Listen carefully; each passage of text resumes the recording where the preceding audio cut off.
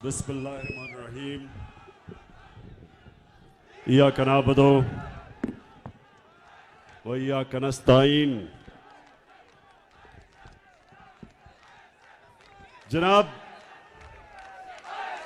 महमूद खान वज़ीर आला पख्तूनख्वा, मुराद सईद यूथ के रहनुमा, मेरे प्रोविंशियल मिनिस्टर्स, मेंबर्स पार्लियामेंट और मेरे स्वात के जुनूनी टाइगर्स, मैं आपका शानदार इस्तकबाल का शुक्रिया अदा करता हूं। सबसे पहले बल्दियाती इलेक्शन आ रहा है। मैं जो भी लोग सिर्फ आपने उनको वोट देनी है जो बल्ले के ऊपर खड़े हो, और जो हमारे तहरीक इंसाफ के नौजवान बल्ले के खिलाफ खड़े हुए हैं, मेरी आपसे दरखास्त है कि आपको बैठ जाना चाहिए, क्योंकि हमने ये इलेक्शन जीतना है। अच्छा, मैं मेरे स्वात के नौजवान और मेरे पाकिस्तानियों, आज मेरे लिए बहुत खुशी का दिन है। आज मैंने खास अल्लाह का सुबह उठ के शुक्र अदा किया। क्या वजह है स्वात के लोगों में क्यों इतना खुश हूं?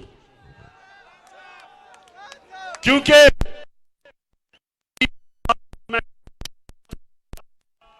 मैं और मेरी टीम, पाकिस्तान का फॉरेन ऑफिस, मेरा फॉरेन मिनिस्टर शाह महमूद कुरैशी, हमारा यूनाइटेड नेशंस में एम्बेसडर मुनीर अकरम, 3 साल से हम कोशिश कर रहे थे कि इस्लामोफोबिया के खिलाफ यूनाइटेड नेशंस में रेजोल्यूशन पास करें। अब नौजवानों, इस्लामोफोबिया क्या है? क्या चीज है ये मैं आपको समझाता हूं। 9/11 के बाद एक पूरी नफरत की लहर चली मुसलमानों के खिलाफ मगरिब में, और वो क्या थी? वो 2 वजह पे थी। एक कि उन्होंने दहशतगर्दी और इस्लाम को इकट्ठा कर दिया। दहशतगर्दी का कोई दीन नहीं होता, इस्लाम और दहशतगर्दी का कोई ताल्लुक नहीं, उसके बावजूद उन्होंने इकट्ठा कर दिया और मुसलमानों को ऐसे तासुर दिया कि इस्लाम की वजह से दहशतगर्दी है। एक ये, और दूसरा वो हमारे नबी सल्लल्लाहु अलैहि वसल्लम, उनकी शान में गुस्ताखी करते थे, और जो भी उसके खिलाफ मुजाहरा करे वो आजादी राय के नाम पे, फ्रीडम ऑफ स्पीच के नाम पे, वो और हमें बुरा भला कहते थे कि देखें ये बड़े तंग नजर हैं। 3 साल कोशिश की, OIC की मीटिंग में, इस्लामिक कॉन्फ्रेंस में, सबसे पहले 3 साल पहले मैंने अपने सारे मुसलमान मुल्कों को कहा कि हमें मिलके हर फोरम पे इसके खिलाफ बात करनी चाहिए। उसके बाद यूनाइटेड नेशंस की तकरीर, वहां जाके पहली दफा किसी पाकिस्तान के सरबराह ने इस्लामोफोबिया के खिलाफ बात की,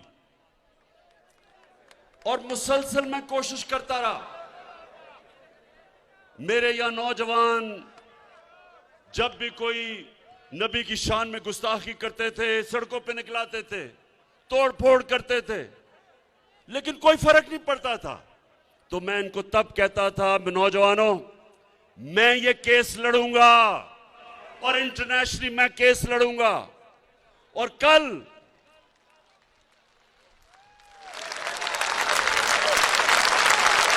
और अल्लाह का करम है, कि कल ये फैसला हुआ, यूनाइटेड नेशंस की रेजोल्यूशन हुई, 57 मुसलमान मुल्कों ने मिलकर पेश की पाकिस्तान की रेजोल्यूशन इस्लामोफोबिया के खिलाफ।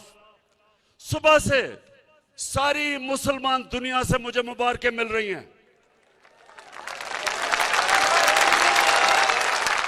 इस्लामोफोबिया का नुकसान सबसे ज्यादा जो मुसलमान मगरबी ममालिक में थे उनको होता था।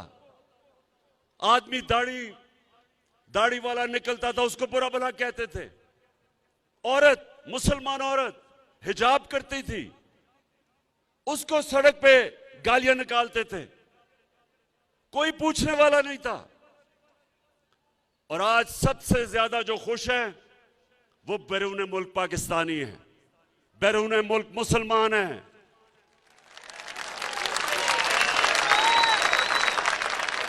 हिंदुस्तान में आज कल हिंदुस्तान में कर्नाटका की अदालत ने फैसला किया कि मुसलमान लड़कियां हिजाब नहीं कर सकती। इसको इस्लामोफोबिया कहते हैं कि मुसलमान लड़कियों को हिजाब करने से अदालत ने मना कर दिया, क्योंकि वहां एक तासुब वाली, तंग नजर वाली आरएसएस की हुकूमत जो इस्लाम के खिलाफ है, मुसलमानों के दुश्मन है, अदालत ने यह फैसला कर दिया कि औरत अपने सर पे चादर नहीं ले सकती। यानी औरतें कपड़े उतार तो सकती हैं लेकिन कपड़े पहन नहीं ज्यादा सकती। यह है इस्लामोफोबिया। और शुक्र है अल्लाह का कि हमारी कोशिशों की वजह से यूनाइटेड नेशंस ने यह रेजोल्यूशन पास की। और अब मैं सवाल पूछता हूं, मौलाना फजलुर रहमान, मैं तुम्हारे से सवाल पूछता हूं,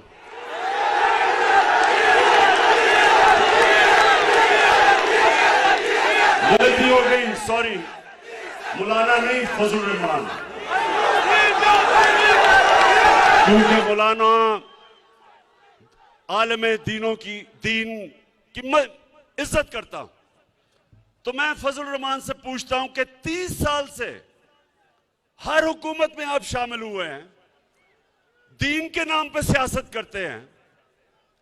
मैं आपसे पूछता हूं कि कभी आपने किसी मगरबी रहनुमा के मुंह से एक लफ्ज भी निकाला इस्लामोफोबिया के खिलाफ, बल्कि किसी से बात भी की? जब हमारे मदरसों के बच्चों को आप निकालते हैं इमरान खान के खिलाफ, तो उनको क्या कहते हैं कि ये यहूदी लॉबी है। तो शर्म आनी चाहिए कि जिसको यहूदी कहते थे उसने वो काम किया है जो आपने आज तक 30 साल में नहीं कर सके। पाकिस्तानियों, ये 1973 के बाद 1973 में पाकिस्तान की असेंबली ने फैसला किया था कि जो लोग हमारे नबी सल्लल्लाहु अलैहि वसल्लम को आखिरी पैगंबर नहीं मानते वो मुसलमान नहीं हैं। ये 1973 की असेंबली ने फैसला किया था। उन्होंने कहा था कि कायदियानी जो हमारे नबी सल्लल्लाहु अलैहि वसल्लम को आखिरी नबी नहीं मानते वो मुसलमान नहीं है, वो अक़लियत है। ये उसके बाद ये सबसे बड़ा काम हुआ है मुसलमान दुनिया के लिए कि आज यूनाइटेड नेशंस ने तस्लीम किया है कि इस्लामोफोबिया के खिलाफ दुनिया को आवाज बुलंद करनी चाहिए। और 15 मार्च हर साल इस्लामोफोबिया का दिन बना दिया गया है। और साल के लोगों, मैं पूछता हूं, इन पिछले 35 साल में जो 3-3 दफा वजीर आजम बने, मैं इनसे पूछता हूं कि कभी आपने यूनाइटेड नेशंस में इसके खिलाफ बात की? कभी आपने ओआईसी में बात की इस्लामोफोबिया के ऊपर? और खास तौर पे नवाज शरीफ, जब आप पर्चियां पकड़ के अमेरिकी सदर के सामने बैठे हुए थे तो एक पर्ची इस्लामोफोबिया की भी पकड़ लेनी थी, एक कश्मीर की भी पर्ची पकड़ लेनी थी। लेकिन जो गुलाम लोग होते हैं वो उनके कोई अकीदा नहीं होता, बिलीफ सिस्टम नहीं होता, उनका सिर्फ इस तरह के लोगों का जिनका पैसा खुदा होता है, जो पैसे की पूजा करते हैं, उनकी कांपें टांगेंगी अमेरिकी सदर के सामने। इंसान को, स्वाद के लोगों, ला इलाहा इल्लल्लाह इंसान को आजाद करता है। जब आप ये फैसला करते हैं कि अल्लाह तेरे सिवा किसी के सामने नहीं झुकूंगा, आजाद हो जाता है इंसान। हमने, मेरे साथ जो चले थे 25 साल पहले, हमने अपनी तहरीक इंसाफ का नस्बुल ऐन रखा था, इय्याका नअबुदु व इय्याका नस्तईन, कि अल्लाह तेरी इबादत करते हैं और सिर्फ तेरे से मदद मांगते हैं। इसलिए इमरान खान अमेरिकी सदर हो या दुनिया का जो भी सदर हो, उसके सामने आंख में आंख डाल के बात करता है, झुकता नहीं है, पर्चा नहीं पकड़ता,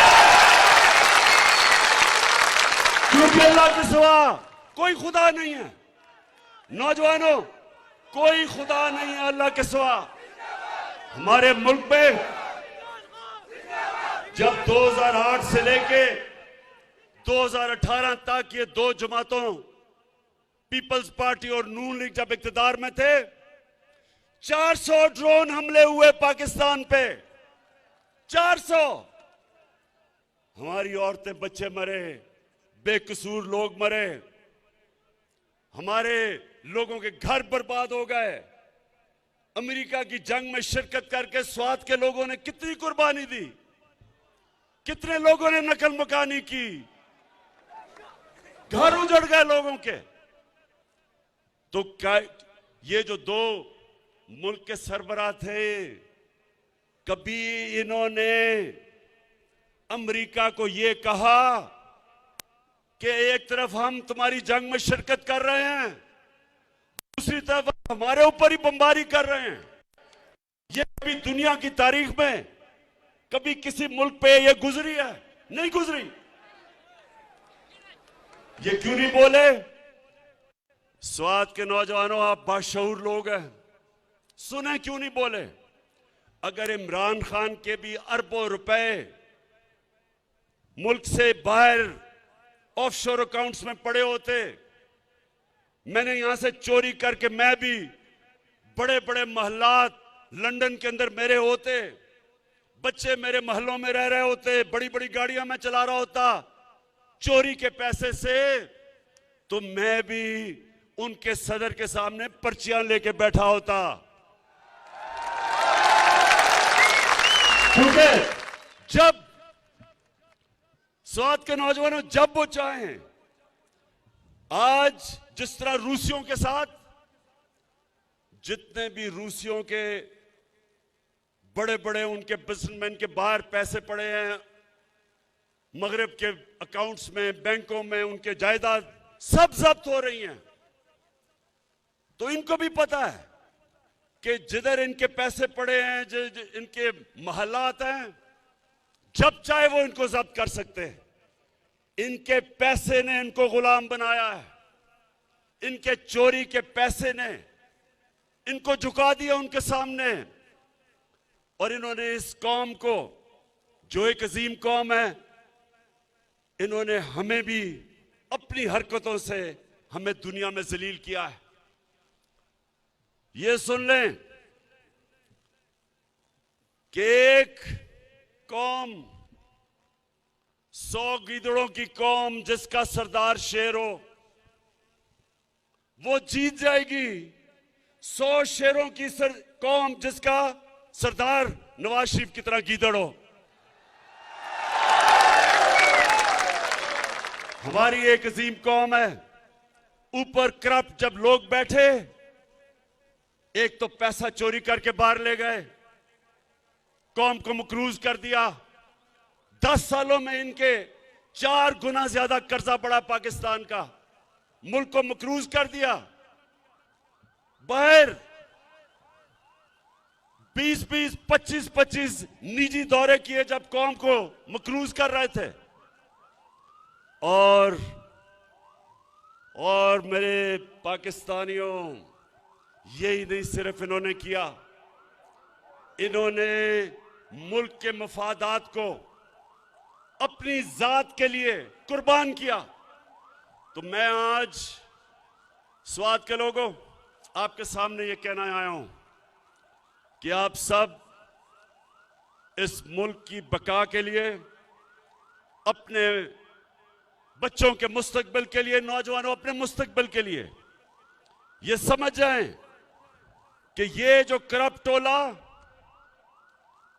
ये जो 3 चूहे इकट्ठे हो गए हैं शिकार करने के लिए, मैं आज आप सबके सामने कह रहा हूं कि इंशाअल्लाह मैं आप इनका शिकार करके दिखाऊंगा। क्योंकि ये कर क्या रहे हैं? इस्लामाबाद में सिंध हाउस है, सिंध हाउस में नोटों की बोरियां लेके बैठे हुए हैं लोगों के जमीर खरीदने के लिए, हॉर्स ट्रेडिंग करने के लिए, जो ये नवाज शरीफ ने एक दफा छांगा मांगा में शुरू की थी रवायत के एमपीज, मेंबर ऑफ पार्लियामेंट के जमीर खरीदने के लिए।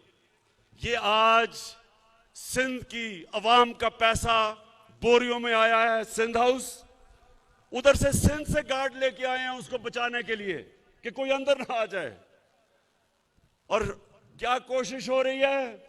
सारी दुनिया के सामने बेशर्मी से कि हमारे एमएनएस को खरीदने आए हैं, और खरीदने इसलिए आए हैं कि इनको सब डर लगा हुआ है कि इनके करप्शन के केसेस तैयार हैं, और अगर इमरान खान थोड़ी देर और रह गया तो इन सब ने जेलों में जाना है।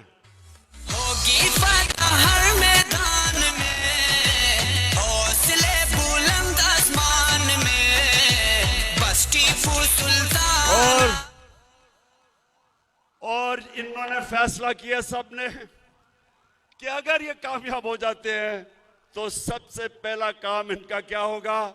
नैब को खत्म करना, अपने करप्शन के केस खत्म करना। शर्म भी नहीं आती, खुल के कह रहे हैं कि हम आते साथ ही नैब खत्म करेंगे। तो इंशाअल्लाह ये जो आने वाले दिन हैं, ये पाकिस्तान की तारीख के फैसला कुन दिन है। इसमें फैसला होगा कि कैसा पाकिस्तान बनेगा। इसमें सब चोर एक तरफ हो गए और इन सब ने मुझे मौका दिया है, जिस तरह मैंने कहा कि इंशाअल्लाह एक गेंद से 3 विकेटें गिरेंगी।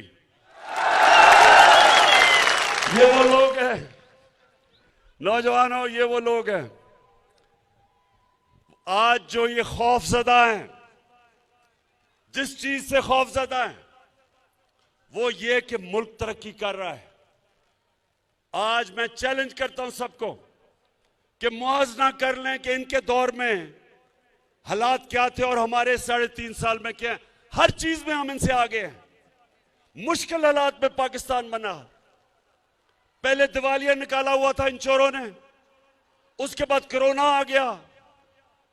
पाकिस्तान वो मुल्क था जिसने अपनी कौम को, हमने जो फैसले किए, अपनी कौम को कोरोना से भी बचाया और अपनी माइशत भी बचाई। दुनिया ये मानती है, दुनिया किस तरफ जा रही थी, हमने दुनिया के मुखालिफ फैसले किए और आज दुनिया कहती है कि जो पाकिस्तान ने अपने लोगों को कोरोना से बचाने के लिए फैसले किए थे वो सबसे बेहतरीन थे और हमें मानती है दुनिया। हमने उस दौर में एक्सपोर्ट्स पाकिस्तान की तारीख की रिकॉर्ड की, सबसे ज्यादा टैक्स पाकिस्तान का इकट्ठा किया।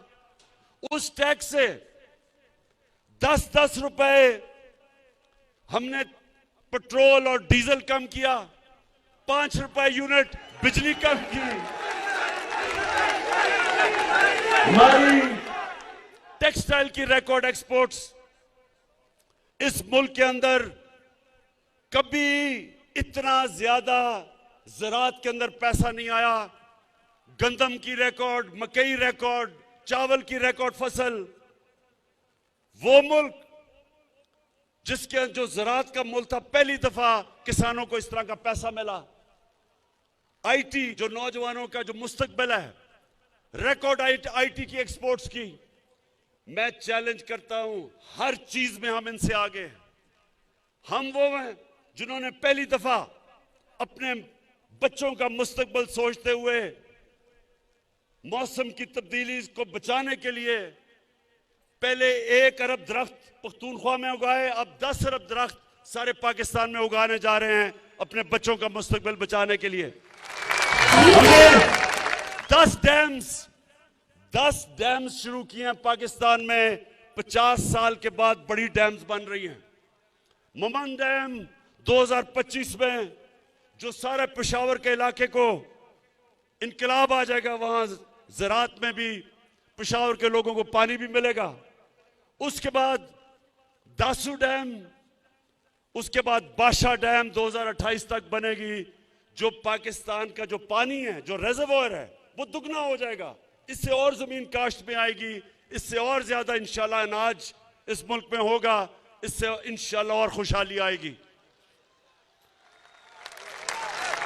तो आखिर में स्वात के लोगों, जरा मुझे अब आपने हाथ उठा के बताना है कि क्या, अभी नहीं, अभी हाथ नीचे करो, अभी मैं बताऊंगा। क्या आप तैयार हैं कि एक गेंद से मैं 3 विकेटें गिराऊं? और ये जो लोग हैं, नवाज शरीफ बाहर बैठा है।